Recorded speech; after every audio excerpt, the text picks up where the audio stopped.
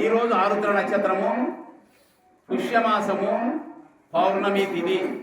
దీని విశేషత ఎందుకంటే ఒక రాజ్యంలో ఒక రాజు ఉంటాడు. ఆ రాజు పేరు నాకు పెద్ద ఎప్పుడు చదివాను గుర్తులేదు. ఒక రాజు ఉంటాడు. ఆ రాజుకు ఒక సంకల్పం కలిగింటారు. శివక్షేత్రాలు ఎన్ని ఉన్నాయో దేశంలో, ఆయన దేశంలో అవన్నీ సందర్శించాలా అని ఒక సంకల్పం కలిగింది.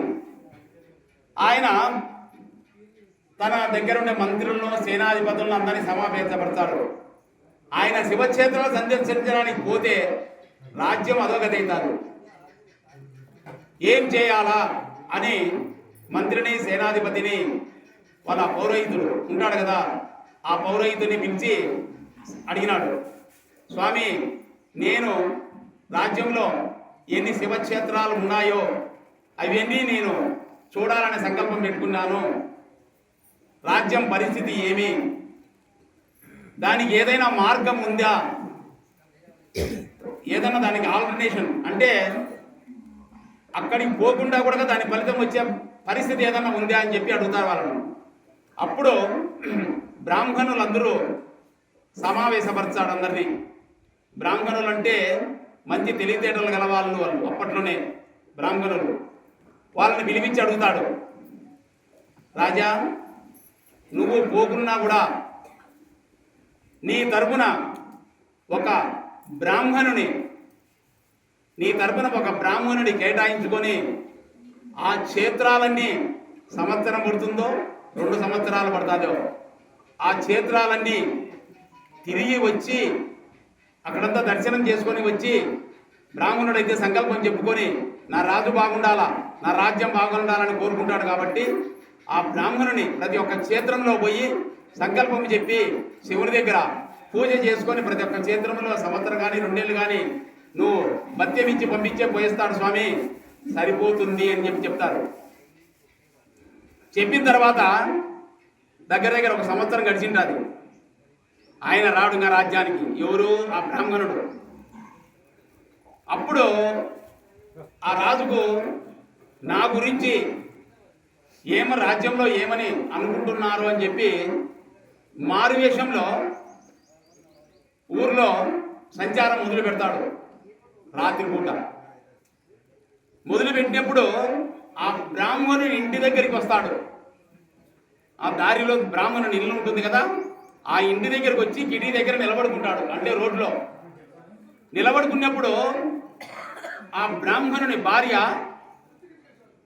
ఒక పురుషునితో మాట్లాడుతూ ఉంటా చేతులు పట్టుకొని. అది రాజు చూస్తాడు. పురుషునితో మాట్లాడుతూ ఉంది ఎవరో ఆమె. అదే బ్రాహ్మణుడు ఇక్కడ ఉండింటే ఇంత జరగదు కదా, అతన్ని దండించేవాడు కదా, ఆయన స్థానంలో నేనుండి అతన్ని దండించాలా అని చెప్పి ఆ పురుషుని ఈడ్చుకొని వచ్చి నరుకుతాడు. రోడ్లో నరుకుతాడు. ఆ బ్రాహ్మణుడు ఎవరో తెలిసిన, ఈయన క్షేత్రాలన్నీ తిరిగి రమ్మని చెప్పినాడు చూడు, ఆ బ్రాహ్మణుడు. ఆయన కనుక్కోలేకపోతాడు. సంవత్సరం అయ్యాలకు బక్క చిక్కి సన్నంగా అయిపోయింటాడు. అందులో రాత్రిపూట మన మాదిరి కరెంట్ ఉండదు. ఆ కోపంతో జర ఈడ్చుకొని వచ్చి నరుకుతాడు. ఎంత పని చేసినావు రాజా, నా భర్త రాజా అని.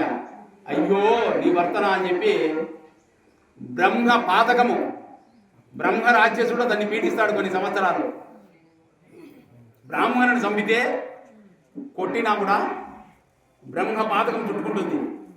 నేను బ్రాహ్మణుని చంపినాను, బ్రహ్మ పాతకం అని చెప్పి ఆ బ్రహ్మ పాతకం ఎలా పోవాలా అని అంటే ఈ బ్రాహ్మణుడు ఏ క్షేత్రాలు తిరిగినాడో ఆ క్షేత్రాలన్నీ నువ్వు మళ్ళా దర్శనం చేసుకోవాలి రాజా అని అంటారు. అప్పుడు రాజ్యాన్ని సేనాధిపతికి అప్పచెప్పి ఈయన మొదలు పెడతాడు. అన్ని క్షేత్రాలు తిరుక్కుంటూ పోతే మదురై దగ్గర ఏం పేరు అది? శృంగేశ్వర్. తిరువుత్తర అది కోసమాండి అని ఒక శివక్షేత్రం ఉంది. మదురై వెళ్ళే దారిలో 105 కిలోమీటర్ల దూరంలో ఉంది. అది తగులుతుంది ఆయనకు. తగిలిన తర్వాత మొదటి గడప దాటి 3 గడపలు ఉంటాయి. మొదటి గడప దాటి 2వ గడపలేకి పొయ్యాలకు ఆ బ్రహ్మరాక్షసుడు పారిపోతాడు. ఆయన ఆడ అడుగుపెట్టిన రోజు ఏదంటే పుష్యమాసము పౌర్ణమి తిథి. పుష్యమాసము పౌర్ణమి తిథి రోజు ఆయన అడుగు పెట్టిండాడు అక్కడ. ఆ బ్రహ్మరాక్షసుడు పారిపోతాడు. శివాలయము ఏదైనా అదే శివాలయమనే కాదు, పుష్యమాసంలో వచ్చే పౌర్ణమి తిథి రోజు వచ్చే ఆ తిథి రోజు ఏ శివాలయంలో అడుగుపెట్టినా కూడా ఆ బ్రహ్మరాక్షసుడు పారిపోయి ఉండేవాడు. ఆ టయానికి ఆ ఊరి వినాడు కాబట్టి ఆ క్షేత్రానికి అంత బలం వచ్చింది. ఆ బ్రహ్మరాక్షసుడు పారిపోతాడు.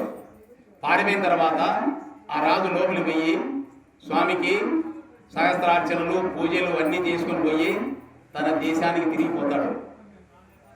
ఆ రాజుకు ఆ విధంగా జరిగింది కాబట్టి బ్రహ్మ దోషం తొలగిపోయింది కాబట్టి బ్రాహ్మణుని చంపిన దోషము ఈ పౌర్ణమి రోజు వచ్చే పుష్యమాసం ఆరుద్ర నక్షత్రంలో వచ్చే పుష్యమాసం, ఆరుద్ర నక్షత్రం కూడా కాదు, నక్షత్రం మన అదృష్టం కొద్ది పడింది ఇప్పుడు అంతే.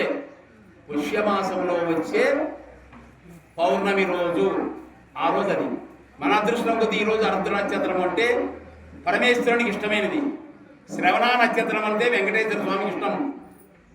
అందువలన ఈరోజు మనం ఈ విధంగా పరమేశ్వరుని సేవించుకుంటే మనకు అనుకోండి ఏదైనా బ్రహ్మపాతకాలు ఏదైనా ఉంటే తొలగిపోతాయనే ఉద్దేశంతో ఈరోజు విశిష్టంగా ప్రతి ఒక్క చోట శివాలయాల్లో అభిషేకాలు పూజలు చేసుకుంటూ వస్తారు. మా స్వామి కూడా 12 అభిషేకాలు చేసి లేటుగా వచ్చినాడు. స్వామి కూడా ఈరోజు చేయాలని చెప్పి నేను వారం కిందంటే స్వామికి చెప్పిన ఇక్కడ ఈ కార్యక్రమం నెరవేర్చి చేస్తాం స్వామి, అందరికీ తెలియాలా అని చెప్పి ఈ కార్యక్రమం పెట్టాము. స్వామి